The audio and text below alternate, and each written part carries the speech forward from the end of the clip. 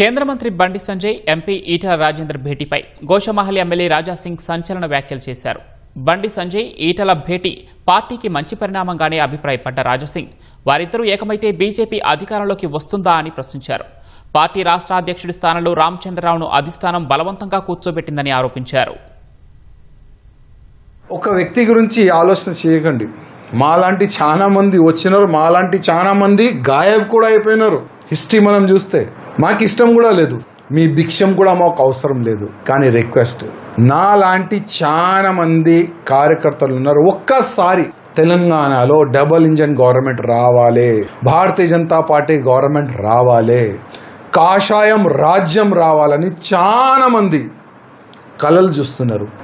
ఆ కళలు ఏ విధంగా మనము కార్యకర్తల ఆలోచనని ఏ విధంగా మనము సక్సెస్ చేస్తాం దాని గురించి మీరు ప్లాన్ చేయండి.